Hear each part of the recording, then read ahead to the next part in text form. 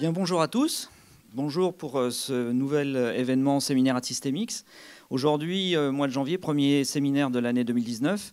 Moi, je suis très heureux d'accueillir Pavlos Moretis, qui est professeur à l'Université Paris-Descartes, donc Paris 5, au laboratoire LIPAD. Il dirige une équipe sur l'intelligence artificielle distribuée de mémoire.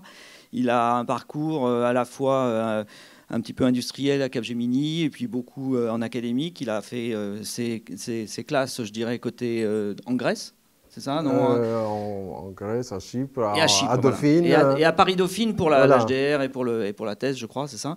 Et puis, donc à Paris 5, au LIPAD, qui est un laboratoire assez visible et très connu. Il a aujourd'hui une proposition de séminaire autour de la théorie de l'argumentation. Il parlera peut-être aussi un petit peu de sujets d'IA distribués à cette occasion, je pense, puisque vous savez que l'intelligence artificielle a beaucoup de branches différentes. Et aujourd'hui, on a la chance d'avoir quelqu'un qui peut nous en explorer une qu'on n'a jamais abordée dans le cadre de nos séminaires. Et sans plus attendre, parce que le temps avance, je vais lui laisser la parole pour une petite heure de présentation. Merci, Pavlo. Alors, merci bien, Patrice. Merci pour l'invitation. Je suis très ravi d'être là parce que ça va me donner la possibilité de vous parler d'un domaine qui, je dirais, il est en pleine extension, l'argumentation computationnelle. C'est une discipline d'intelligence artificielle qui a commencé début des années 90, mais depuis, il y a eu une très forte évolution. Il y a une grande communauté au niveau international. Et je pense que maintenant, on est arrivé à une maturation qui permet l'utilisation de l'argumentation computationnelle dans le domaine applicatif, et donc pour faire des applications du monde réel. Comme j'ai pensé qu'il n'y aurait pas beaucoup de spécialistes en argumentation, donc j'ai prévu de commencer par certains concepts de base qui vont nous permettre d'explorer la suite. Et je pense que ces concepts de base vont vous aider à comprendre la suite de ma présentation. Comme j'expliquais, j'avais prévu de parler d'abord de l'argumentation en tant que mécanisme de raisonnement individuel au sein d'un agent, et aussi de voir des applications dans le domaine distribué, c'est-à-dire applications dans le domaine de négociation automatisée. En préparant mes transparents, j'ai vu que peut-être je n'aurai pas le temps, mais je vais essayer quand même à la fin de vous donner quelques idées, parce que ce qui est intéressant, c'est que l'argumentation computationnelle nous permet pas seulement de modéliser des mécanismes de raisonnement pour un seul agent, mais aussi pour modéliser des interactions entre plusieurs agents, et donc la négociation automatisée en fait partie. Donc, comme je disais, je vais commencer avec quelques notions de base en argumentation. Ensuite, je vais vous parler d'un cadre d'argumentation qui est un travail collectif avec Yannis Dimopoulos, donc, qui est prof à l'Université de Chypre, et Jean-Guy Magui, qui est maître de conférence dans mon équipe à Paris-Descartes, qui a été publié l'année dernière en AAAI.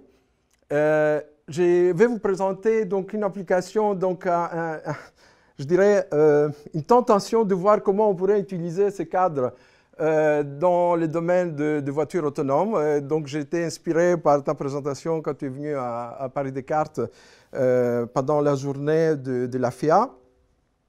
Et puis ensuite, je vais vous parler de notre cadre d'argumentation. Celui-là, il est beaucoup plus ancien. C'est un travail collectif avec Antonis Kakas, qui est professeur à l'Université de Chypre, qui a passé plusieurs années et qui continue à Imperial College. Et là, je vais vous présenter différents types d'applications pour voir comment on peut appliquer ce cadre d'argumentation, surtout dans le contexte de prise de décision. Et je conclurai. Et donc, si on a le temps, après, je vous parlerai un petit peu comment on peut, par exemple, utiliser CAF dans le contexte de négociation automatisée, surtout que c'est un travail très récent qui vient d'être accepté. Je l'ai appris hier à Hamas 2019, donc qui est la plus grande conférence de notre domaine, c'est-à-dire le domaine des agents intelligents et les systèmes multi-agents. OK. Alors, la première question, c'est pourquoi l'argumentation? Alors, si on réfléchit bien, on peut s'apercevoir que quand on raisonne, on utilise toujours des arguments pour prendre des décisions dans différents types de situations. Donc, vous voulez sortir le soir ou rester à la maison, et vous avez deux options. Vous pouvez avoir des arguments pourquoi rester à la maison parce qu'il y a un bon film à la télé, ou pourquoi sortir pour dîner avec un ami parce que c'est un ami que vous n'avez pas vu depuis longtemps. Okay? Donc, c'est-à-dire, le raisonnement naturel humain, il gère toujours des conflits et donc la façon dont on essaye de représenter notre connaissance afin de prendre une décision, très souvent, prend la forme de résolution des conflits après la formulation des arguments qui sont pour ou contre une option. Donc, l'argumentation, il est très naturel par rapport au raisonnement humain. Et donc, le rôle d'argumentation, il a été étudié dans plusieurs domaines, donc en philosophie, dans le domaine de la linguistique, en psychologie. Et donc, comme j'ai expliqué tout à l'heure,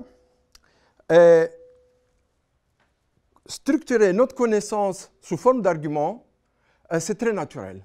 Et on le fait très souvent, sans s'en percevoir, mais si on essaye ensuite d'analyser la façon dont on est arrivé à une décision, forcément, on va détecter que chaque fois, on utilise des arguments pour ou contre une option, pour ou contre une alternative, pour ou contre une décision. Ça vient de très loin parce que donc Aristote, donc un compatriote, il avait déjà commencé à parler de dialectique, des arguments dialectiques, et toujours dans son esprit, c'était que la dialectique, c'est une façon de résoudre des conflits à travers l'échange des arguments et des contre-arguments. L'argumentation, elle est aussi, je dirais, très particulière parce qu'en fait, elle donne la possibilité de combiner un raisonnement formel, donc strict, et un raisonnement informel. Et donc, on peut très facilement structurer nos connaissances avec des arguments, mais ensuite, c'est très intéressant de pouvoir formaliser tout ça et trouver un processus qui nous permette de comparer les arguments, les évaluer de façon à ce qu'on puisse à la fin décider quels sont les arguments qui gagnent et sont les arguments qui vont nous permettre donc de prendre une décision au lieu d'une autre. OK? Donc, l'argumentation, c'est la première notion de raisonnement. Et comme nous allons voir, on peut formaliser donc cette façon de raisonner qui, chez nous, semble être une façon de raisonnement informel et arriver à un cadre formel qui nous permet donc de modéliser de manière formelle des problèmes, de démontrer des propriétés et de garantir que le système va avoir un comportement souhaité. Donc, on est arrivé comme ça en ce qu'on appelle argumentation computationnelle. Et si on veut définir l'argumentation de manière abstraite, on dirait que l'argumentation, c'est une interaction formelle des différents arguments conflictuels qui sont pour ou contre une déclaration. Okay? Et donc, on peut voir les arguments comme des preuves de claim, donc de déclaration, dans une logique sous-jacente.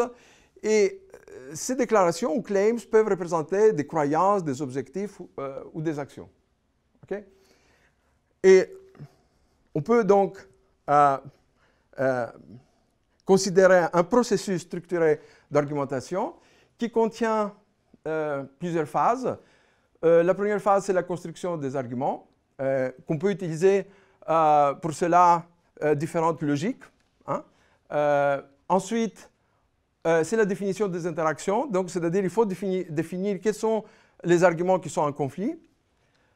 Et là, on peut utiliser différents types de conflits. Par exemple, un conflit peut être lié à une inconsistance logique. Hein. Donc, si vous avez un argument qui prouve P et un autre qui prouve non P, donc ces arguments-là, ils sont forcément en conflit. Mais vous pouvez avoir aussi des conflits entre des arguments. Un argument qui dit « je vais rester à la maison » et un autre argument qui dit « je vais sortir pour aller au cinéma ». Okay? Ensuite, on a une phase d'évaluation de la force des arguments. Et là, on peut utiliser des préférences, des valeurs, de poids, tout ce que vous voulez. On a ensuite une définition des statuts des arguments et on peut comme ça caractériser des arguments comme des arguments acceptés, des arguments rejetés ou des arguments pour lesquels on ne peut pas décider. Et cela, en étant fondé sur différents types de sémantiques d'acceptabilité. Et à la fin, on arrive à choisir ce qu'on appelle des winning arguments, c'est-à-dire des arguments qui sont les plus forts. Et ces arguments-là vont nous permettre de prendre une décision, choisir une action, etc. Donc, qu'est-ce que c'est un argument? Donc, on peut considérer qu'un argument, c'est un ensemble de prémices, okay, qui sont ici, qui supportent donc une conclusion. Donc, ici, on a un argument qui dit que une information sur Paul devrait être publiée et les prémices nous disent que Paul il a des responsabilités politiques. Cette information elle est d'intérêt national. Et si une personne il a des responsabilités politiques et il y a une information sur cette personne qui est d'intérêt national, alors il faudra publier cette information. OK? Donc, comme j'expliquais tout à l'heure, on peut considérer que l'argumentation, c'est un processus d'interaction entre arguments. Cela peut se passer en interne au sein d'un agent, mais ça peut se passer aussi entre deux agents. Et donc, l'argumentation prend la forme d'une interaction et elle peut avoir lieu dans un contexte de négociation, de délibération ou d'un dialogue de persuasion. Et donc, si je prends donc, mes trois arguments, donc on peut voir que le premier argument A1, il est attaqué ou en conflit avec l'argument A2, et cet argument A2, il est en conflit avec l'argument A3. Et j'ai utilisé le mot attaquer, mais je vais définir de ce que je veux dire par là. Mais avant de le faire, donc, je voudrais donc, récapituler tout ça pour dire que donc, on peut parler de logique d'argumentation. Et ces logiques d'argumentation permettent de formaliser un raisonnement révisable ou de feasible reasoning en anglais. Et ce raisonnement non monotone, il est construit sur, il est fondé sur la construction et la comparaison des arguments. Okay? Donc, et c'est là où, c'est de là où ça vient le côté non monotone des argumentations, des logiques argumentatives. Et donc, on peut utiliser des logiques monotones pour modéliser des raisonnements non monotones. Et cela se fait grâce à l'interaction entre des arguments. Et cela nous permet donc de modéliser un raisonnement non monotone à la présence d'une connaissance ou d'une information qui soit incertaine, incomplète ou conflictuelle. Donc là, je voudrais attirer votre attention sur le fait qu'on n'est pas obligé d'utiliser une logique non monotone pour modéliser un problème d'argumentation. On peut utiliser des logiques non monotones parce que le côté non monotone vient de la partie sémantique, c'est-à-dire des interactions entre les arguments. D'accord? Et c'est ça qui est très intéressant. Alors, depuis 1990, il y a eu beaucoup de travaux. Et vers 1995, donc, il y a un chercheur qui s'appelle Dung. Et lui, il a essayé de un petit peu regrouper tout ce qu'il faisait, tout ce qui se faisait. Et pour cela, il a proposé ce concept de cadre d'argumentation abstraite. Et qu'est-ce que ça veut dire un cadre d'argumentation abstraite? Eh bien, ça veut dire que d'abord, la structure des arguments n'est pas spécifiée. Donc, on ne s'intéresse pas de la structure des arguments. Ce qui nous intéresse, c'est juste ces relations avec les autres arguments. D'accord? Ensuite, on a défini des sémantiques. Et ces sémantiques-là nous permettent de choisir le meilleur, le winning argument. Okay? Et ces sémantiques-là, on les appelle des sémantiques d'acceptabilité des donc. Ce qui est intéressant, c'est qu'on peut les appliquer pour des cadres d'argumentation abstraits, mais on peut les utiliser aussi pour des cadres d'argumentation structurée. Je vous expliquerai tout à l'heure ce que c'est un cadre d'argumentation structurée. Donc, si on regarde le cadre d'argumentation de Dung, c'est très simple. Un cadre d'argumentation, c'est deux choses. C'est un ensemble d'arguments et c'est une relation d'attaque qui est définie sur l'ensemble d'arguments. Et cette relation, c'est juste une relation binaire. Il n'y a aucune autre propriété. Okay? Et donc, les arguments n'ont aucune structure et l'attaque non plus. D'accord? Alors, ce qui est intéressant, c'est qu'on peut représenter un cadre d'argumentation comme un graphe orienté.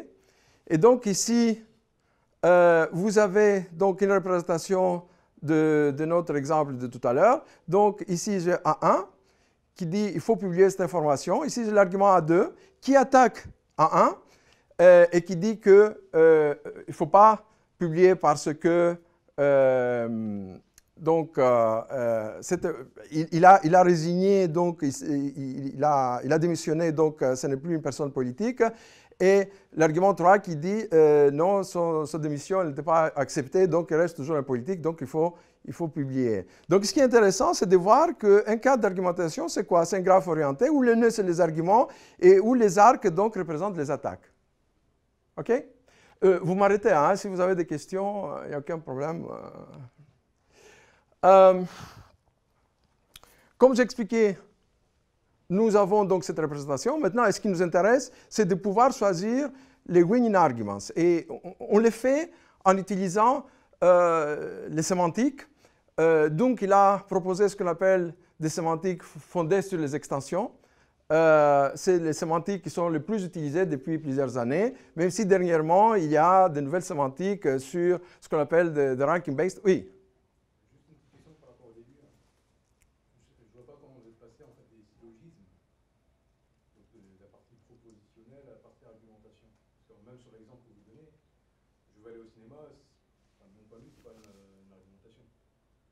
Non, je vais aller au cinéma, ce n'est pas une argumentation, c'est un objectif. Donc, c'est une décision que je vais prendre. Et rester à la maison, c'est une autre. L'objectif, c'est de faire quelque chose ce soir. Et j'ai deux options. La première, c'est rester à la maison. Et l'autre, c'est de sortir. D'accord? Et donc là, c'est deux options. Je peux construire des arguments pour les deux options. Et les syllogismes commencent quand j'essaye de décider quelle est la bonne décision. Et la bonne décision dépend de la force des arguments. Donc, c'est là où je commence à construire mon modèle argumentatif et c'est là où mon syllogisme va commencer à se mettre en place. Donc, pour l'instant, je n'en suis pas là. Donc, ce que j'essaie d'exprimer, c'est que on peut avoir un cadre d'argumentation abstrait. Là, on est dans un cadre de logique épistémique. Non, non, non. Je ne suis pas dans le cadre de logique épistémique. Non, j'essaie d'expliquer une logique argumentative. OK? Après, je peux utiliser l'argumentation pour raisonner par rapport à des croyances. Mais là, je ne suis pas dans le cadre de logique épistémique. OK? Donc, c'est pour ça que j'essaie d'expliquer les concepts de base pour qu'on puisse se comprendre. OK? Donc, je reviens à ma présentation. Ce que je disais, c'est que on a une représentation donc, sous forme de graphe, et le nœud correspond à des arguments, et les arcs à des actions, pardon, à des attaques. Et maintenant, ce qu'il me faut, c'est de pouvoir décider quels sont les winning arguments. Donc, pour faire cela, je vais utiliser donc des sémantiques. Je parlais des sémantiques qui sont fondées sur les extensions. Et le concept de base, c'est le concept de défense. Donc, ça veut dire quoi, la défense? Eh bien, ça veut dire qu'un argument, il est capable de contre-attaquer tous les arguments qu'il attaque. OK? Mais aussi, il peut être défendu par d'autres arguments. Et cela, nous amène à parler des concepts d'extension. Et donc l'extension, c'est un ensemble d'arguments libres de conflit et qui est capable de défendre tous les membres, tous ces membres, contre des attaques. OK? Donc, on peut avoir différents types d'extensions ici. Je ne rentre pas dans les détails, mais ce qu'il faut retenir, c'est que donc, une extension admissible, donc c'est un ensemble d'arguments qui est conflit-free et qui peut se défendre, qui peut défendre tous ses membres contre toutes les attaques. OK? Donc, à partir de là, on peut définir deux nouveaux concepts qui sont les concepts d'acceptabilité sceptique et crédule. Et je vais expliquer ça tout de suite avec mon exemple. Donc, si je reprends mon exemple ici, je peux calculer une extension qui est l'extension A1, A3. Pourquoi? Parce qu'A3 attaque A2 et donc il soutient A1. OK? Donc, A1, il est attaqué par X, mais comme X il est attaqué par A3, donc A1, il peut être accepté, donc j'ai une extension A1, A3. Néanmoins, si je rajoute cette attaque-là, maintenant on voit que X2, il se défend par rapport à l'attaque A3. Et donc, là, A2, il est accepté, et je peux avoir deux extensions. Donc, je peux avoir une extension A1, A3, et une autre extension avec A2. Et je peux encore continuer en enlevant donc cette attaque. Donc, ici, j'ai encore deux extensions. Mais ici, on voit que A1, il n'est pas en conflit ni avec A2, ni avec A3. Donc, A1, il peut être dans les deux extensions. Et donc, A1, on dit qu'il est sceptiquement accepté, puisqu'il appartient dans toutes les extensions, alors qu'A3, A2, ils sont acceptés de manière crédule, puisqu'ils appartiennent dans une des extensions. D'accord? Bien. Donc, ça, c'était les concepts de base qui vont nous permettre... oui.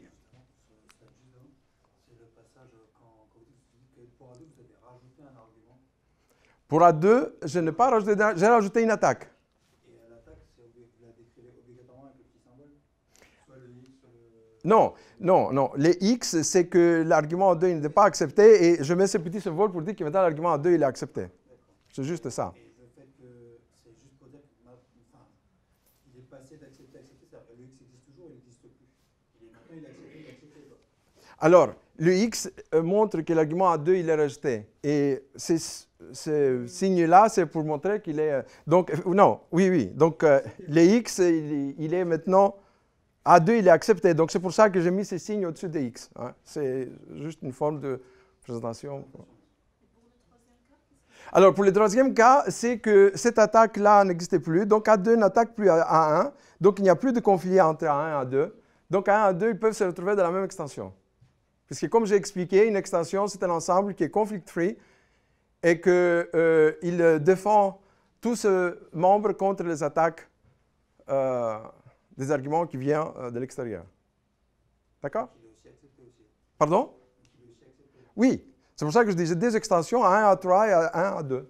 C'est la présence de X qui me gêne à chaque fois. La présence de X, je l'ai mis juste pour dire que l'argument il était rejeté. Et je rajoute l'autre signe pour montrer que maintenant il est accepté. D'accord? OK. Bon, alors, les dernières années, il y a eu aussi une nouvelle catégorie de travaux qui concerne les dynamiques. Donc, ça veut dire quoi? Ça veut dire que on a la capacité de rajouter ou d'enlever des arguments, de rajouter ou enlever des attaques. Et ça, ayant comme objectif d'obtenir l'acceptabilité d'un argument ou d'un ensemble d'arguments. Okay? Donc, c'est-à-dire comment changer les théories argumentatives de façon à ce qu'on arrive à accepter un argument particulier. Donc, une fois qu'on a dit tout ça, maintenant, je crois qu'on a toute la connaissance nécessaire pour passer à ce qui est le cœur de ma présentation, c'est-à-dire parler de contre-argumentation framework. Alors, quelle est la spécificité de ces cas d'argumentation? La spécificité, c'est qu'on sépare la théorie argumentative en trois parties. Okay? Donc, la première partie, c'est une partie fixe Et c'est dans cette partie-là où on décrit le comportement de base, si vous voulez, d'un système. OK? Ensuite, on a une partie incertaine. Et dans cette partie-là, on représente les différents changements qui peuvent arriver et qui peuvent être une menace pour la partie fixe. Et dans la troisième partie, c'est la partie contrôle. Et c'est là où on représente les actions, ce qu'on appelle des medial actions, c'est-à-dire des actions qui sont capables de défendre la partie fixe par rapport aux attaques qu'elle reçoit de la partie incertaine. Donc, c'est-à-dire qu'on intègre la dynamicité dans le cadre d'argumentation et en même temps, on intègre les différentes possibilités de changement du système argumentatif, ce qui est proposé donc, dans les travaux qui travaillent sur la dynamique des systèmes argumentatifs, dans un seul cadre, et cela nous donne plus de modularité. Cela nous permet, par exemple, de ne pas changer la partie fixe quand il n'y a pas de changement qui la concerne, de considérer les changements dans la partie incertaine et donc considérer la partie contrôle de manière complètement différente. Alors, pourquoi les Control Argumentation Frameworks sont intéressants? C'est parce qu'on est capable de modéliser donc, des systèmes self-adaptifs, donc des systèmes auto-adaptatifs. Pourquoi? Parce qu'on a la possibilité de modéliser le comportement normal de base, si vous voulez, d'un système, et ensuite prendre en compte les différents changements qui peuvent arriver et pouvoir représenter le fait que ces changements peuvent avoir sur la partie donc, comportement de base, et ensuite pouvoir prévoir des actions, ce qu'on appelle des medial actions, de façon à ce qu'on garde toujours le comportement fixe tel qu'il a été défini par les concepteurs du système. OK?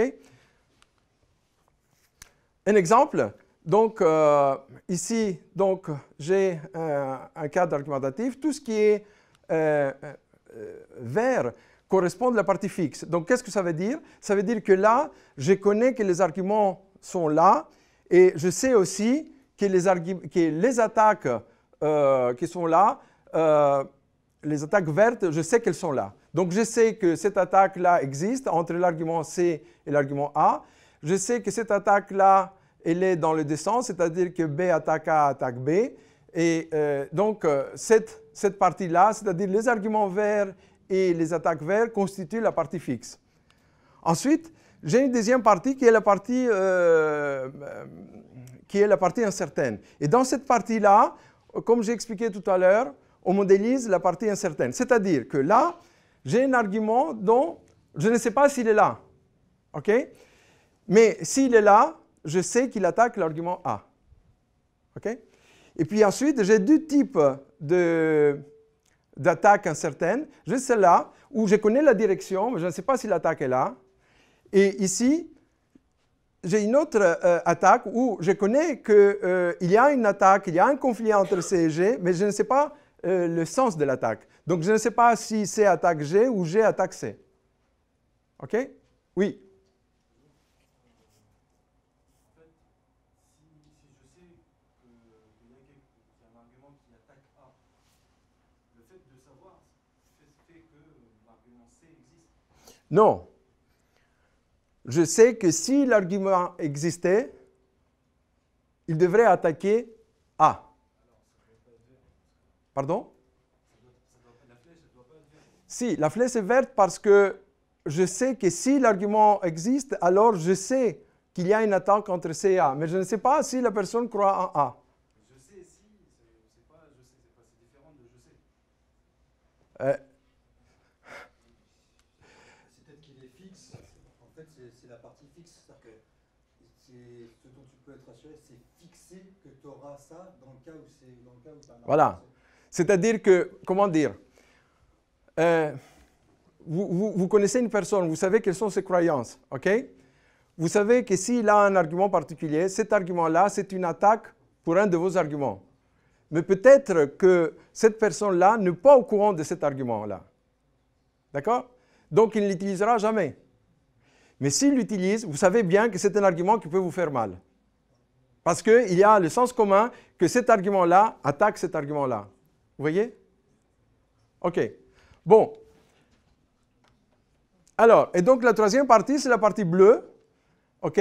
Et la partie bleue, donc, c'est des arguments donc, de contrôle. C'est des arguments, donc, comme j'ai expliqué, qui permettent de protéger la partie fixe par rapport aux menaces qui viennent de la partie incertaine. Et donc, ici, j'ai deux arguments de contrôle. Et donc, j'ai deux attaques, E vers C et F vers D. OK. Alors, maintenant, on va voir comment ça fonctionne. D'abord, comme j'ai expliqué tout à l'heure, ce qui est intéressant, c'est qu'avec les CAF, on peut capter donc l'incertitude et on peut aussi capter des comportements dynamiques. OK? On propose aussi des méthodes computationnelles qui nous permettent donc de raisonner avec les CAF. Donc, supposons que j'ai un target, un objectif qui est d'avoir l'argument A comme argument accepté. OK? Alors, qu'est-ce qui se passe ici? Vous voyez que A, il est attaqué par B, il est attaqué par C, il est attaqué par D. Alors, avec B, il n'y a pas de problème parce qu'il se défend, mais il y a un problème avec l'argument D. Si cette attaque existe, il y a un problème avec l'attaque qui vient de C, si C, il est effectivement là. OK? Donc, pour expliquer comment ça marche, d'abord, il faudra que j'explique le concept de complétion. Donc, les complétions, c'est quoi? Une complétion, c'est une configuration qui inclut une partie de l'incertitude ou toute l'incertitude. Donc, par exemple, ici, c'est une théorie argumentative où je fais l'hypothèse que cette attaque est là. D'accord? Une autre complétion, elle est celle-là, où je fais l'hypothèse que cette attaque est là, que C est là, que donc les deux attaques, c'est-à-dire C vers G et G vers C, elles sont aussi là. OK? Donc, je peux en avoir d'autres. Alors, donc, à partir de là, nous avons le concept, oui. Au niveau de la représentation, par exemple, si on veut en faire une qui contient C vers G, mais pas G vers C, comment on fait? On peut considérer la même chose. Donc, j'aurais quelque chose qui couvre ça. Donc, ça, c'est une représentation complètement... Enfin, juste pour la représentation. Hein. Mais quand je vais représenter les théories, c'est-à-dire ici, j'ai l'ensemble des arguments, ici, les attaques. Donc, il y aura une seule des attaques et l'autre, il n'y aura pas. Hein. OK? OK. Donc, cela me permet maintenant de parler de contrôlabilité.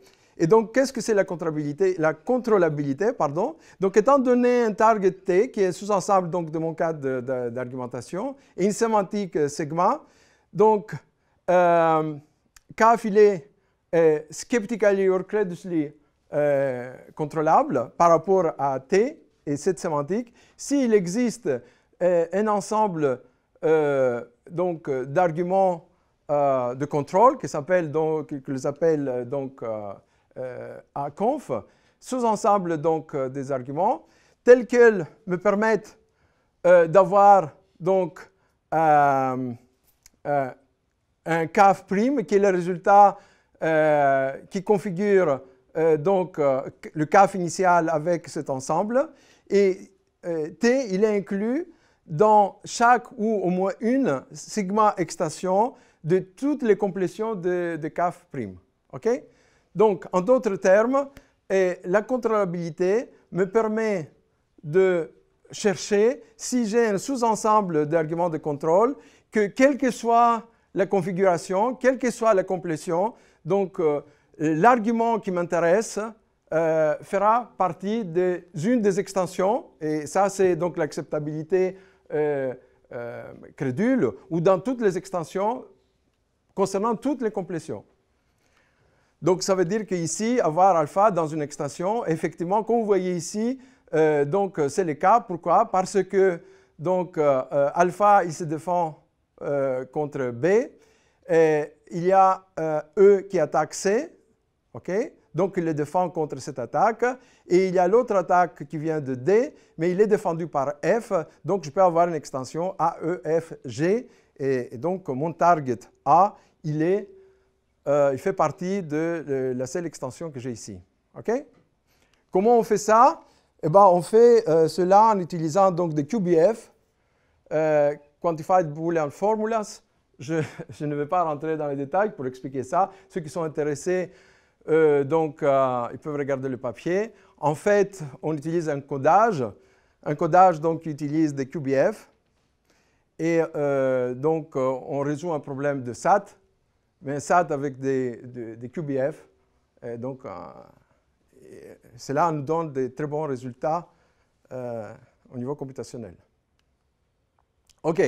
Donc, je viens maintenant à l'application dont je vous ai parlé. Il y a peut-être des experts ici concernant les voitures autonomes. Donc, nous, avec mes collègues, on a essayé de faire un exemple et montrer comment ça pourrait être utilisé. Alors, quelle est l'idée? L'idée, c'est qu'on considère 4 actions possibles. Donc, ici, mes arguments, c'est des actions. Et donc, j'ai 4 actions possibles, c'est-à-dire d'avancer avec une vitesse stable, de tourner à droite, tourner à gauche, de faire marche arrière et de m'arrêter. D'accord? Donc, c'est 4 actions de base du mouvement d'une voiture. Et puis ensuite, on peut avoir différents événements qui peuvent arriver. D'accord? Et ces événements, je peux les représenter. Donc, les 4 actions ici, je les représente avec la partie fixe de mon CAF. OK? Et puis ensuite, il y a des événements qui peuvent arriver, qui sont des événements imprévus. Par exemple, ça se pourrait qu'il y ait un obstacle qui se présente. Ça se pourrait qu'on veut dépasser une voiture ou quelqu'un essaie de dépasser soit de droite, soit de gauche, etc. On peut en rajouter autant que vous voulez. Okay? Donc là, c'est un premier exemple juste pour montrer le concept. Et puis ensuite, j'ai mes arguments de contrôle qui vont jouer le rôle de remedial action, c'est-à-dire quelle va être la réaction. Quelle peut être la réaction à ces événements imprévus. D'accord? Alors, je vais choisir comme premier target d'abord tourner à droite et puis ensuite move forward.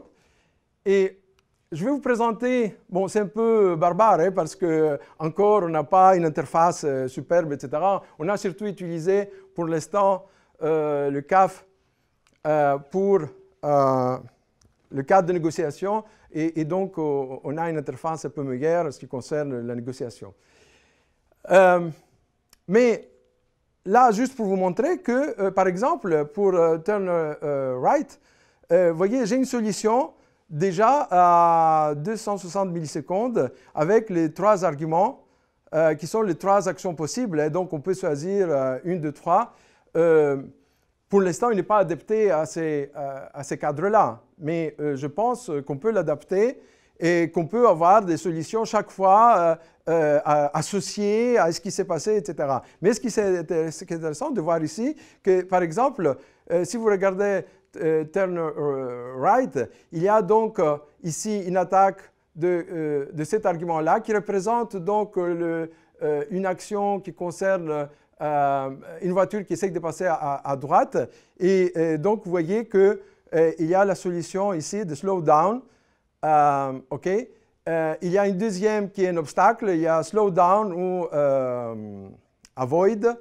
Et donc, ici, qu'est-ce qu'il y a? Voilà, c'est tout. OK. Ou break, pardon, ou break, puisque break, c'est aussi une action contre l'apparition d'un obstacle qui arrive de manière inopinée. Et donc, pour le move forward, c'est pareil. Donc, j'ai 3 actions possibles. Avoid, accelerate ou slow down. Donc, si vous regardez ici, donc, s'il y a un obstacle qui se présente, donc je peux soit avoid, soit slow down. Et s'il y a donc une attaque qui vient de cet argument-là, qui correspond à l'action de je fais dépasser une voiture, donc il faudra accélérer. OK? Oui? Sur le slide suivant, le temps de 70 millisecondes, c'est le temps nécessaire pour trouver une configuration satisfaisante. Voilà.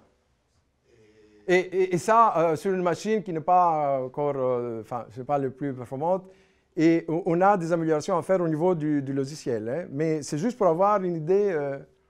Du coup, ma question, c'est en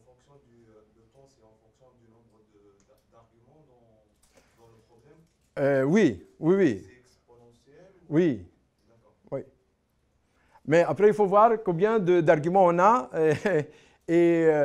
Par exemple, on a fait des tests, des expérimentations pour la négociation. Et même avec 40, 50 arguments, avec les deux agents différents, ça va très vite. C'est quasiment instantané où ils échangent des messages. Et il faut une vraie négociation. Si j'ai le temps, je vous montrerai. Donc, de toute façon, c'est du SAT. Hein? Donc, oui. Donc, je veux dire, ça va vite par rapport au type de problèmes qui ont une complexité élevée. OK. Donc, là, c'est ce que je voulais vous montrer par rapport au CAF. Et là, je vais passer au deuxième volet de ma présentation pour parler des cas d'argumentation structurée. Alors, là, je vais vous parler d'un travail qui a commencé dans les début des années 2000. Et c'est un travail donc commun avec Antonis Kakas.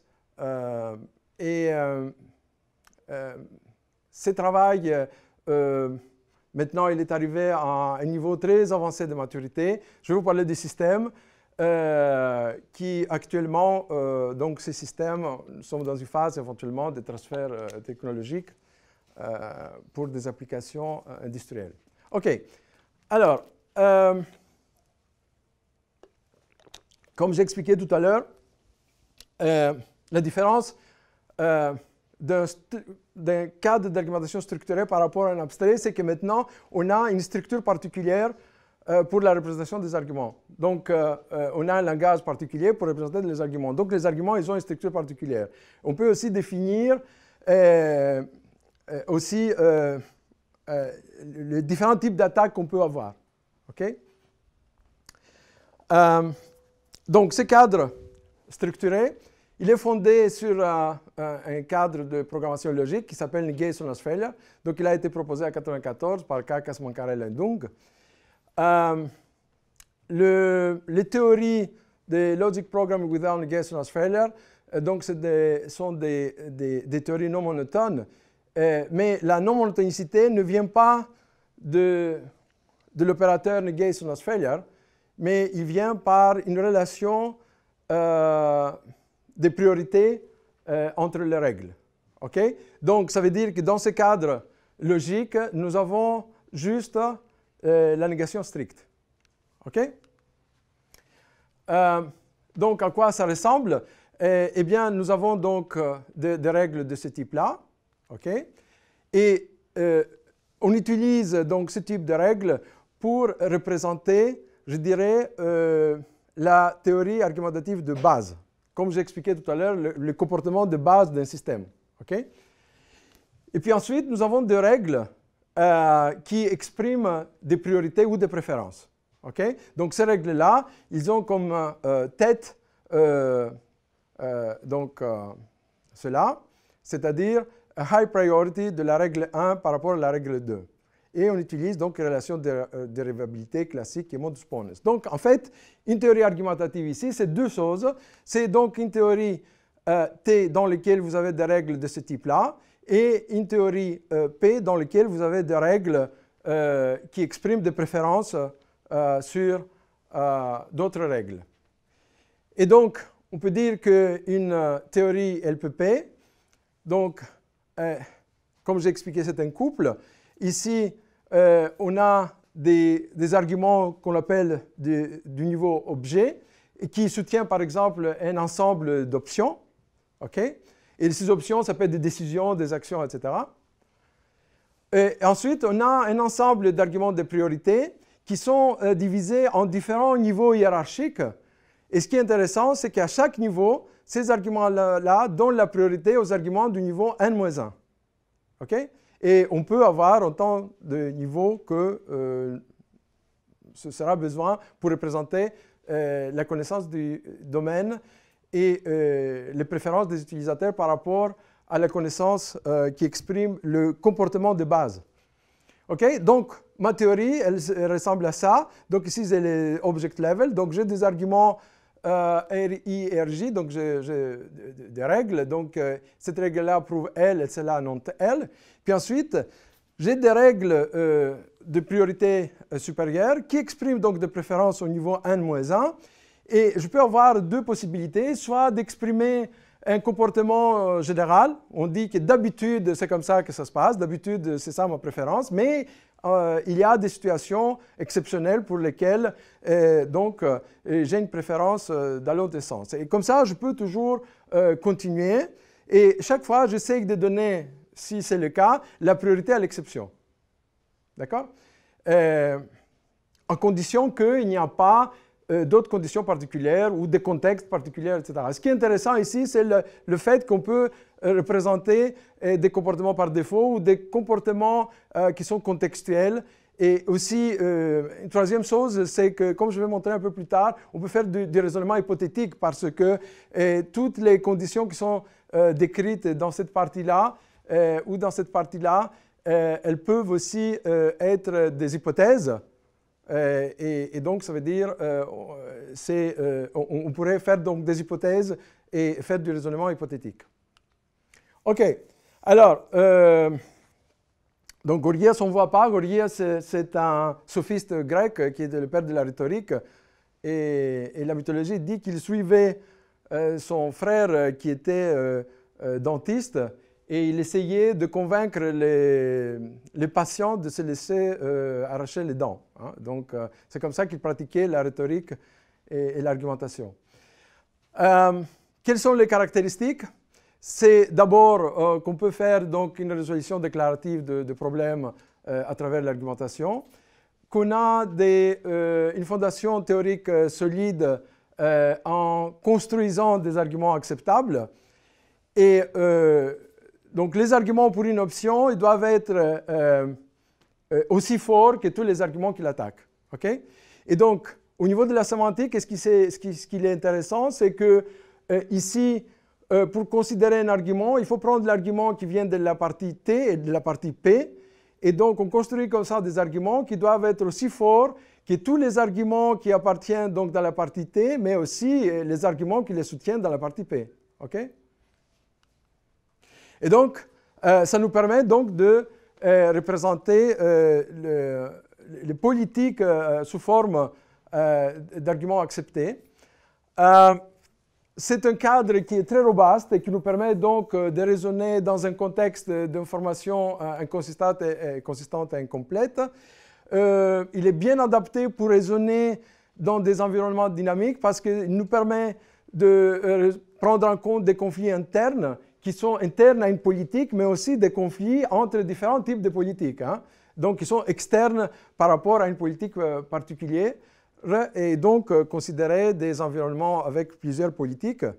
Il est très flexible parce qu'il est facile à adapter au changement de situation. Donc, on peut très facilement, s'il y a une nouvelle connaissance, ou de nouvelles préférences, de rajouter donc une nouvelle règle, soit au niveau du comportement de base, qui est la théorie T, soit au niveau des préférences, donc qui est la partie P.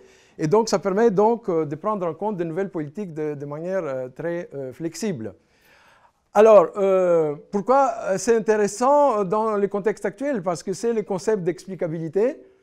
Et vous savez bien, donc, il y a une nouvelle loi au niveau européen où il dit que maintenant, toutes décisions qui sont prises de manière algorithmique, il faut que les systèmes soient capables d'expliquer. Et donc, là, on est au cœur de capacités et des caractéristiques les plus importantes de l'argumentation, et surtout du système Gorgias, puisque là, on est capable d'expliquer la trace du raisonnement et expliquer aussi quelles sont les données sur lesquelles le système s'est fondé pour arriver à une décision. Donc, j'ai expliqué un peu tout ça. C'est un système qui a été développé en 2004. Il a été utilisé donc par plusieurs personnes, par nous, évidemment, pour faire des différents types d'applications, mais par d'autres collègues un peu partout dans le monde. Alors, ce qui est intéressant, et là, je vais vous montrer comment rapidement comment ça se passe, c'est qu'on a aussi une méthodologie d'ingénierie de la connaissance là, qui est fondée sur le concept de scénario. Et cela permet d'extraire de manière facile et naturelle la connaissance d'un expert. Alors, comme j'ai expliqué, la connaissance elle est représentée sous forme d'arguments à travers la construction de scénarios. Et la connaissance, donc, elle peut être acquise soit par des experts, soit par de l'apprentissage automatique. On est en train de réfléchir et de travailler là-dessus, soit de manière hybride. Et donc, on peut avoir différents types de connaissances, soit la connaissance d'un expert, soit common sense, soit des connaissances qui expriment donc des comportements particuliers personnels. Donc, rapidement, pour vous montrer une idée de différents types d'applications. Et donc, il y en a plusieurs actuellement. Et je vais vous présenter ce slide pour vous parler d'une application qui s'appelle Medica Data Access. Le problème, c'est de décider quel est le niveau d'accès d'un utilisateur entre des circonstances particulières à des données. Et il y a 6 niveaux différents. Et donc, ici, vous avez les 6 niveaux. Et donc, c'est un travail qui a été fait par mon collègue Antonis Kakas et ses collaborateurs à Chypre. Ils ont modélisé 2 lois qui concernent donc la protection des données personnelles et puis les droits des patients. Et c'est des lois qui sont harmonisées. Et donc, ils ont proposé donc, un système qui s'appelle Medica. Donc, vous pouvez donc aller sur le site et vous pouvez le tester. Et donc, il y a maintenant une phase d'évaluation qui pourrait être utilisée donc, pour différents types d'hôpitaux. Et donc, j'ai pris une toute petite partie pour montrer un petit peu l'idée.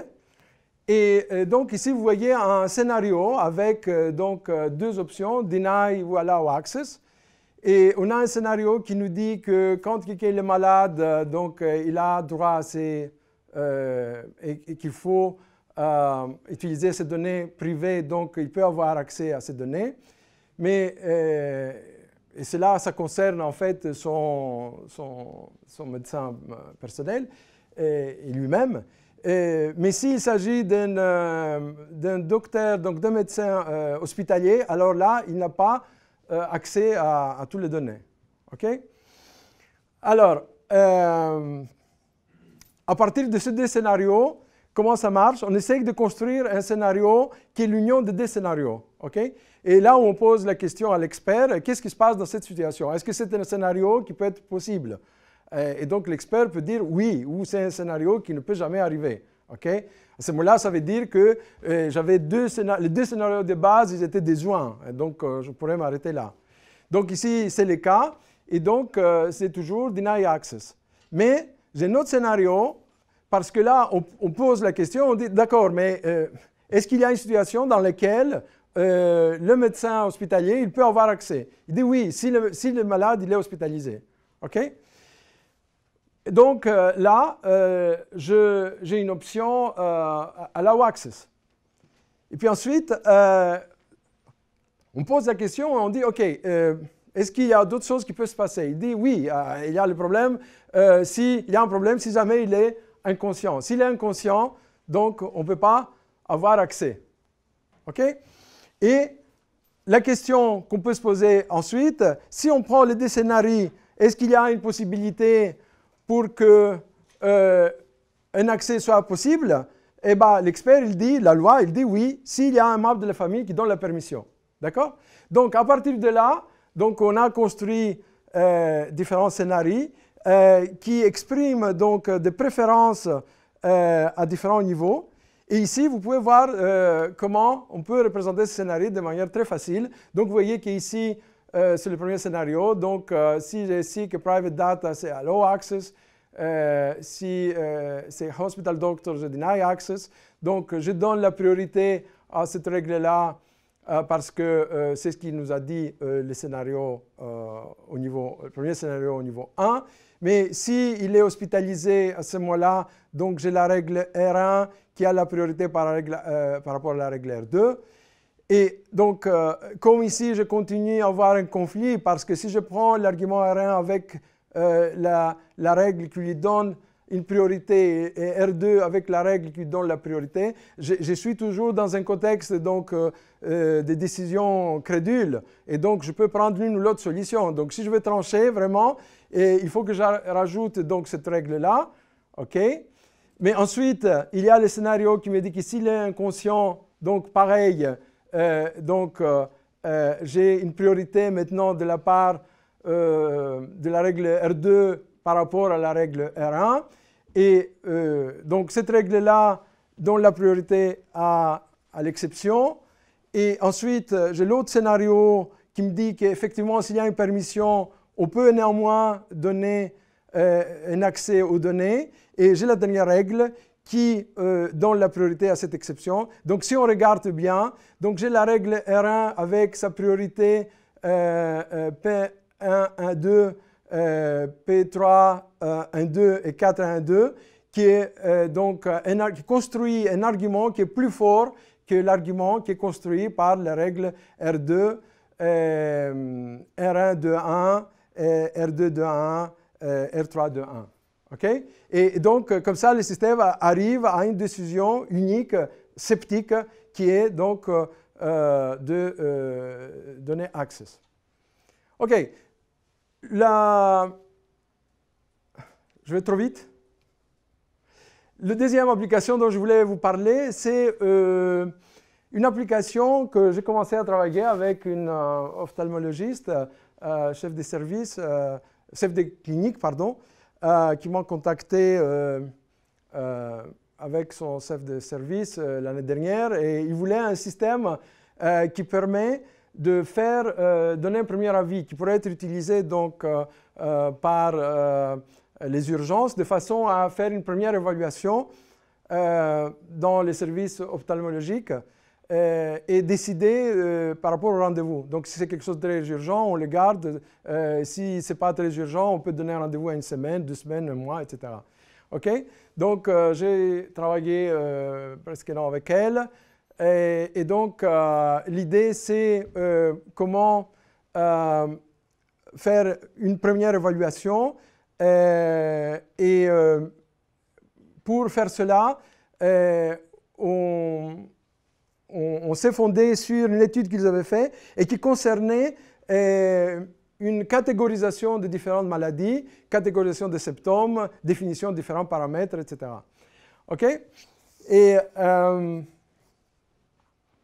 il s'est avéré que c'était vraiment très naturel d'utiliser Gorgias et l'argumentation, parce qu'effectivement, il y a des situations où, avec le même symptôme, on peut avoir différents types de maladies.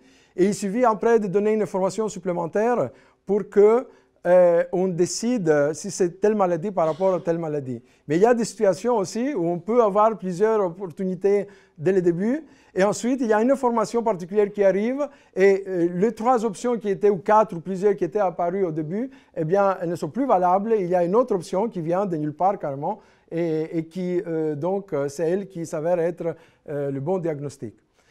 OK?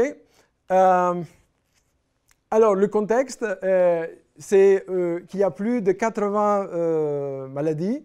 On a développé plus d'une centaine de scénarios. Il y a plus de 35 paramètres, c'est-à-dire symptômes, des zones, de contexte. On est arrivé à 3-4 niveaux d'hiérarchie dans les scénarios. Et on a aussi utilisé ce que j'appelais des informations hypothétiques, donc des hypothèses, parce qu'il y a des situations où il n'y a pas de symptômes, le patient ne sait pas exprimer un événement particulier, et le système doit faire une hypothèse et proposer donc à l'infirmière de poser une question par rapport, par exemple, est-ce qu'il y a un historique ou est-ce qu'il y a une opération, etc. Et donc, le système permet donc de faire ces raisonnements hypothétiques et raisonner avec une information incomplète. Et c'était très, très utile pour modéliser donc, ce type de système. Alors, donc ici, vous avez différents scénarios. donc vous avez un premier scénario où S, c'est les symptômes et les numéros correspondent à différents symptômes parce que chez eux, donc, tout est numéroté. Et donc, ici, vous voyez, vous avez un scénario où si vous avez les symptômes 1, 2, 3, donc vous avez donc, la maladie I. Si vous avez 1, 2, 3, 1, 3, 4, vous avez la maladie J. Et alors, pardon, oui? Si on a 2, 1, 3 au lieu de 1, 2, 3, on a la même maladie. L'ordre d'apparition des symptômes. Non, non, l'ordre ne joue aucun rôle. Hein. Donc, vous parlez tu parles ici? Non, non, non, l'ordre n'a aucun... Non, non, c'est l'ensemble qui montre quels sont les symptômes qui sont détectés ou... Parce que les médecins souvent infèrent aussi des choses par rapport à l'ordre dans lequel les symptômes arrivent. Non, là ce n'était pas le cas, c'était juste des symptômes. Et ce qui était intéressant, c'est ensuite la combinaison des scénarios de base qui donnaient des symptômes où parfois elle n'avait pas pensé, il disait « Ah oui, oui, on pourrait avoir ce scénario et donc j'aurais plutôt telle maladie que l'autre. » Donc ici, vous voyez que si par exemple je prends 1, 2, 3, 4, donc c'est la maladie I, mais je peux aussi avoir la maladie J. Donc si je prends les deux scénarios de base, je n'arrive pas à trancher. Hein. Et donc la question que je lui posais, OK, mais est-ce qu'il y a un autre symptôme qui pourrait te faire trancher? Il me dit oui, si c'est le symptôme 8, ce serait plutôt J, mais si c'est le symptôme 19 qui se rajoute, ce serait plutôt la maladie I. Et après la question, c'était, OK, maintenant, si on prend les deux ensemble, est-ce qu'ils peuvent coexister? Il me dit oui, oui, ils peuvent coexister, et ça sera I parce que chaque fois que j'ai les 19, c'est toujours la maladie I. D'accord? Donc ici, je vais vous montrer comment on a implémenté, c'est une partie, donc j'ai pris une partie parce qu'on n'a pas encore fini l'implémentation complète. Alors, pour implémenter donc, ces systèmes, on a utilisé un autre logiciel qu'on a développé qui s'appelle Gorgias B, donc qui est une couche au-dessus de Gorgias. Donc, ce que je n'ai pas dit, c'est que Gorgias, c'est une couche au-dessus de Prolog. Okay? Donc ici, vous voyez, je ne sais pas si vous voyez bien, ici, j'ai 4 maladies donc, avec des sévérités différentes. Conjonctivite, uvéite, premier épisode, ou uvéite itérative, et aussi une autre maladie qui est liée à une opération. Et, donc ici, vous voyez comment on construit des arguments. Ici, je définis donc, les options. Ici, je définis les conflits entre les options. Puisque, comme j'ai expliqué, un des concepts de base de l'argumentation, donc, c'est les conflits. Ici, vous voyez comment on définit donc, les différents modèles. C'est un langage donc, quasiment naturel. Et donc, par exemple, ici, vous voyez que si j'ai un symptôme trouble l'acuité visuelle, la zone, c'est l'œil.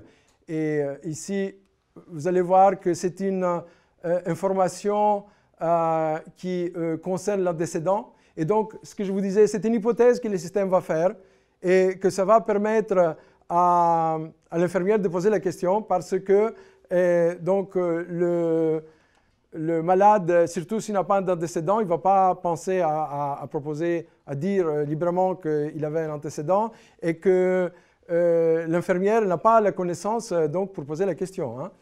Et donc, l'autre symptôme, c'est l'œil rouge, œil douloureux, etc., etc. Donc, je préfère maladie UA itérative plutôt que UA premier épisode. Et donc, ici, donc, vous voyez, je monte à un niveau et j'essaie de résoudre les conflits qui apparaissent à ce niveau-là, comme je montrais tout à l'heure.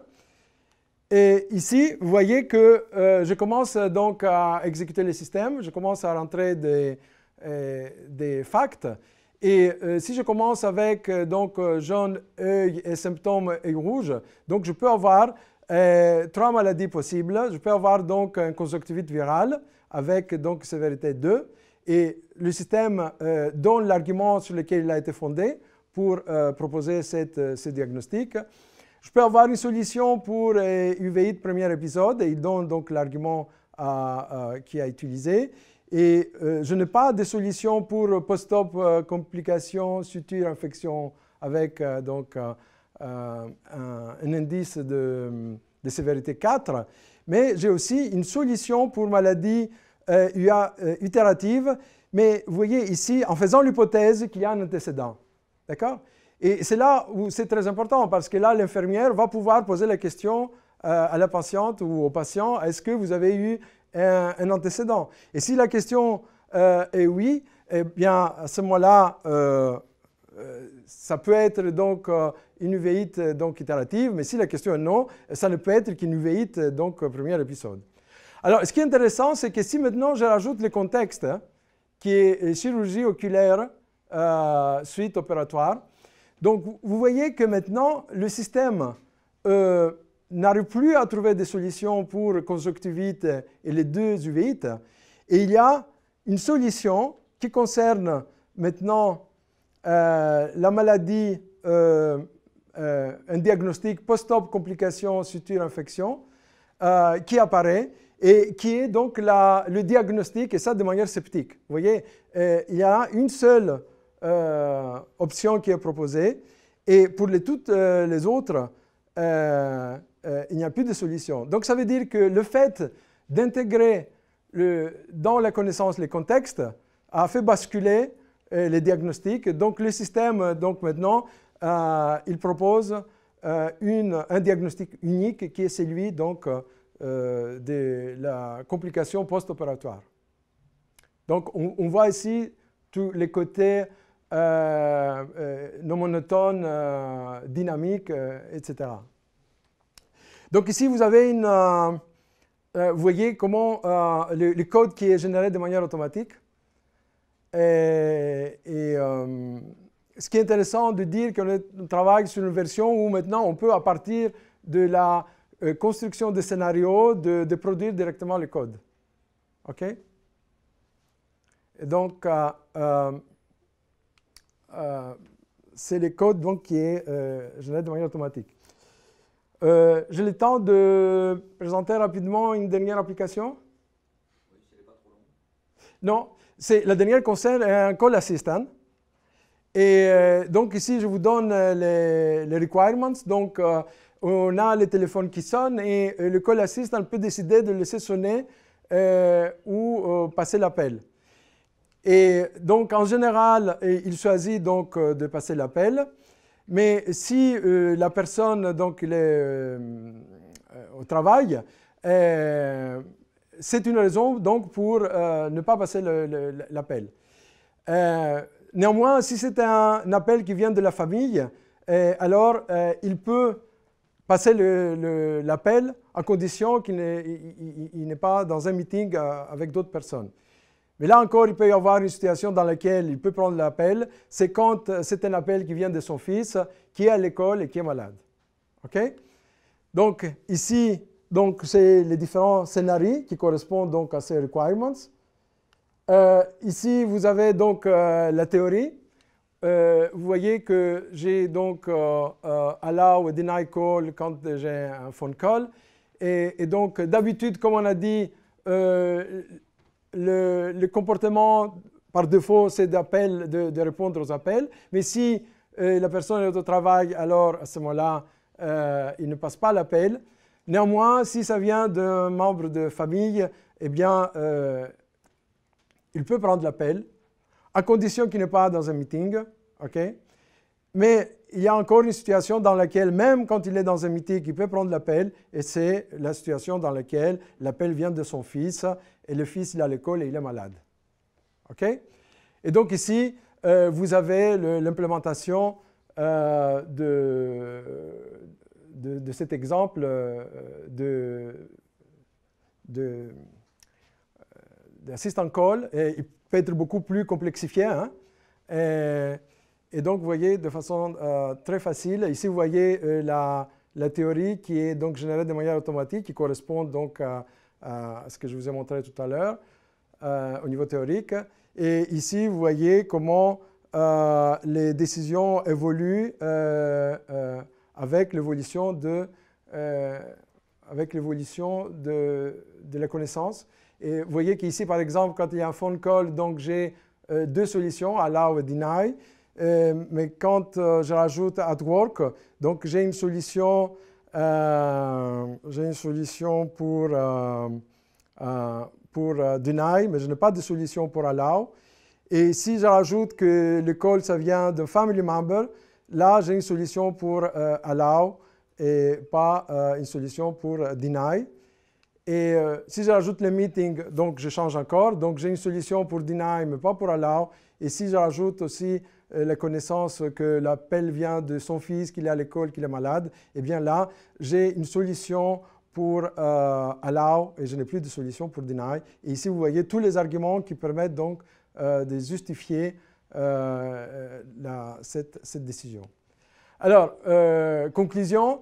Ce que j'ai voulu montrer dans ma présentation, c'est que l'argumentation computationnelle est maintenant assez mature pour l'utiliser dans le monde réel et donc faire des applications du monde réel. Je vous ai présenté les CAF et je voulais vous montrer qu'ils sont très bien adaptés pour modéliser des systèmes auto-adaptatifs. Et je vous ai parlé aussi d'un cadre d'argumentation structurée qui s'appelle Logic Programming with Priorities et le système Gorgias. Et je vous ai montré comment on peut l'utiliser pour modéliser différentes politiques de décision dans un contexte de connaissances incomplètes, contextuelles et conflictuelles. Je vous remercie. Bonjour, j'aurais voulu savoir si vous avez envisagé d'utiliser ce genre de choses-là également pour définir, pour aider à la définition des arguments et des attaques, par exemple. Par exemple, pour savoir qu'une attaque, ça va bien être une attaque de tel argument vers tel argument, pour s'assurer que c'est vraiment une attaque, est-ce qu'on pourrait utiliser le même genre de définition, d'aide à l'argumentation pour pouvoir définir ce genre de choses-là? Parce que ça permettrait d'aider, par exemple, les experts à s'assurer que ce qu'ils vont dire est vrai, quoi. Vous voyez ce que je veux dire? Parce qu'à un moment, vous avez un slide où vous présentez l'ingénierie de la connaissance. Enfin, vous dites que voilà, ça s'appuie sur l'expertise, ça s'appuie sur ça, sur ça, sur ça. Mais de fait, on peut se tromper aussi. Donc, est-ce que, par exemple, il pourrait y avoir en gros un double cycle d'aider à construire l'argumentation en utilisant d'abord ça pour aider à construire les éléments qui vont permettre de construire l'argumentation? Quand on construit les scénarios, on discute avec l'expert. Et l'expert donc, nous aide à construire les arguments. Après, le système fonctionne, donne des résultats, et l'expert il est toujours là pour valider ou pas les systèmes. Donc s'il y a un problème, l'expert est capable de dire « Ah non, non, non, là, ce n'est pas ça que je veux, ce n'est pas la décision que j'attendais. » Donc nous, on peut regarder pour voir est-ce que c'est un problème du fait qu'il y a un argument qui manque. Est-ce que c'est une règle qui manque au niveau du comportement de base ou est-ce que c'est un problème de priorité? Ou est-ce qu'à un moment donné, l'expert, soit il n'a pas compris qu'il nous donnait une priorité dans un sens qui n'était pas la bonne, ou soit nous, on s'est trompé en modélisant, etc. Donc, voilà, pour l'instant, tous les systèmes qu'on a développés, ils sont validés par des experts. Alors, maintenant, est-ce qu'on est en train de faire, le point sur lequel on est en train de réfléchir, c'est comment, de manière automatisée, on pourrait décider des préférences, c'est-à-dire apprendre sur le comportement de quelqu'un, et donc de façon à ce que les conflits et les priorités soient les résultats d'une phase d'apprentissage. Donc, ça serait intéressant. Pourquoi? Parce que ça donnerait aussi la possibilité de donner de l'explicabilité sur tout ce qui se passe actuellement dans le domaine de l'apprentissage automatique. Parce que le système il serait capable de dire pourquoi il prend une décision. Et si jamais la décision n'est pas la bonne parce qu'il y a un argument qui n'est pas le bon ou il y a une priorité qui n'est pas la bonne, donc on pourrait revenir en arrière et voir où il y a le problème au niveau de la phase de l'apprentissage. Okay? Donc c'est quelque chose qui nous intéresse beaucoup. En fait, pour compléter peut-être la question, est-ce que ce cadre finalement méthodologique peut s'adapter aussi dans l'hypothèse où on a plusieurs experts à réconcilier? Si on a plusieurs experts qui émettent un certain nombre de prérogatives, enfin des choses qui sont considérées comme des arguments en faveur et d'autres qui se contredisent, comment finalement on peut réussir à trouver une réponse qui réconcilie tout le monde, quoi? Alors, donc là, on rentre dans le cadre des interactions, c'est le cadre des dialogues. Et on peut considérer qu'il y a common sense, okay? Donc connaissance sur des facts que personne ne peut nier. Et puis ensuite, donc on peut utiliser ça parfois pour trancher quand il y a des conflits entre plusieurs experts. Ensuite, on peut avoir d'autres critères. Les différents experts peuvent avoir différents poids. Si vous avez un expert dans un domaine bien particulier qui exprime donc un argument qui soutient une position, et en face, vous avez quelqu'un qui n'est pas expert du domaine, vous pouvez dire que s'il y a un conflit entre les deux, je donne plus de poids à celui qui est vraiment l'expert du domaine. Okay? Mais on peut le modéliser de différentes façons. Il peut y avoir une délibération, il peut y avoir des échanges d'arguments, et donc il peut y avoir plusieurs critères. Par exemple, on a la possibilité de dire, on modélise un comportement qui est un comportement qui concerne un comportement professionnel, un comportement qui est un comportement qui émane de la personnalité. Okay? Et là, on a deux types de politiques. On a deux types de politiques différentes et on peut dire que parfois je donne la priorité à la personnalité par rapport au comportement professionnel. Et l'autre, c'est que je donne la priorité au comportement professionnel par rapport au comportement de ma personnalité. Donc vous avez des gens qui, par exemple, ils ont un comportement dans un contexte professionnel qui est plus émotif, plus altruiste, tout ce que vous voulez, ça exprime une personnalité, et qui parfois il va à l'encontre d'un comportement professionnel comme certains auraient pu le considérer dans les règles, et d'autres qui sont beaucoup plus professionnels et qui cachent leur côté émotionnel, leurs sentiments personnels, les expriment jamais, etc. Donc on a la possibilité de représenter différents types, ça au sein d'un agent, mais aussi entre plusieurs. Et comme j'ai expliqué, ensuite, il peut y avoir une interaction, ils peuvent changer des arguments, et qui gagne, ça dépend de force des arguments, qui émet cet argument, sur quelle information cet argument il est fondé. Par exemple, des arguments qui sont fondés sur une information qui est plus spécifique, on peut considérer qu'ils sont plus forts que des arguments qui sont fondés sur une information beaucoup plus générale. Etc. Donc, et c'est pour ça d'ailleurs que ce que je voulais vous montrer ici pour la négociation, donc vous voyez, vous avez des agents qui négocient et que chacun il a le profil de l'autre en utilisant un CAF, donc il représente ce profil en utilisant un CAF, et ils échangent des arguments et l'agent B il est capable de convaincre l'agent A d'accepter l'argument X et l'option O. OK? Je ne sais pas si j'ai répondu. Oui?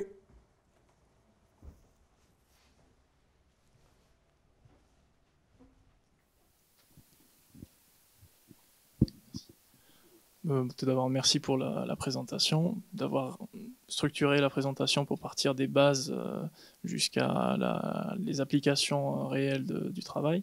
J'ai une question par rapport à la séparation, par rapport aux deux approches à base de structure et à base de sémantique.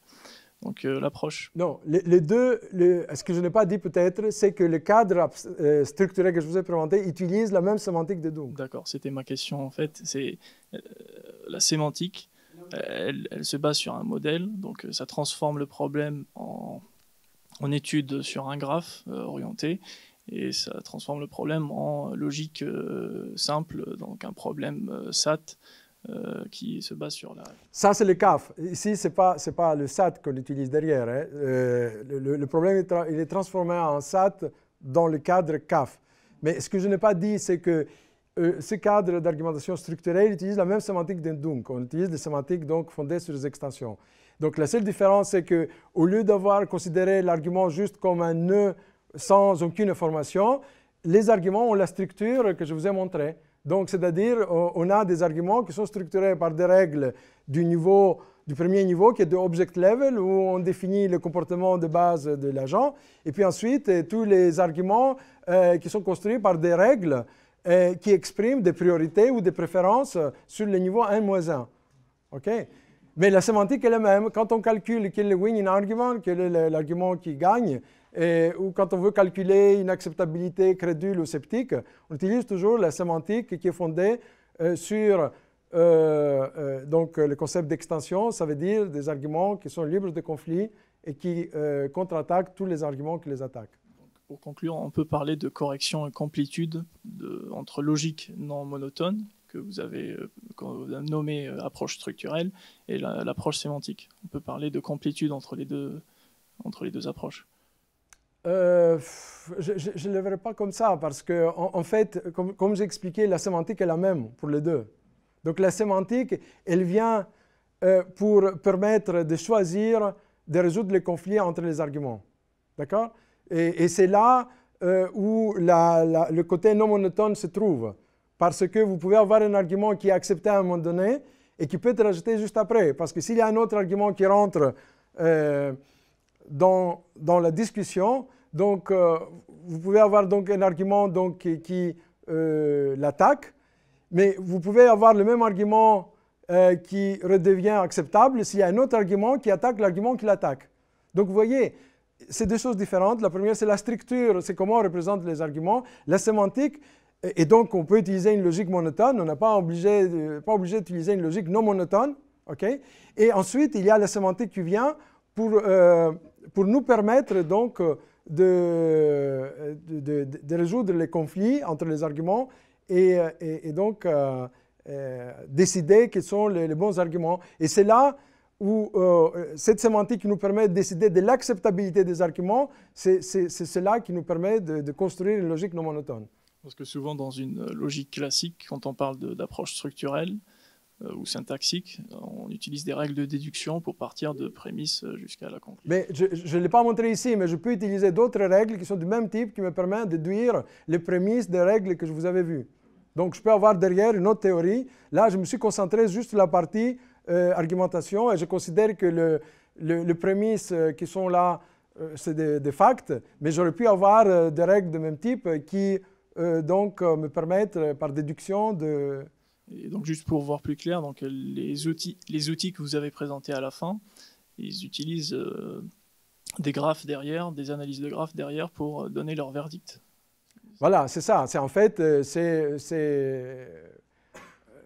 comme l'argumentation est représentée sous forme de graphe, donc c'est une recherche sur un graphe et en appliquant donc les sémantiques d'argumentation.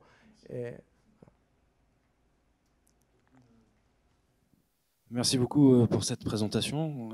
J'ai juste une petite question par rapport au deuxième point de la conclusion, en fait, où vous dites que cette modélisation, en fait, elle fonctionne bien avec les systèmes auto-adaptatifs ou autonomes, hein, pour... Non, auto-adaptatif. Vous pouvez être autonome, pas forcément auto-adaptatif. Bon, bah, de toute façon, je voulais revenir sur le système et les systèmes autonomes, hein. Et en fait, je ne vois pas très bien comment ça peut marcher, en fait.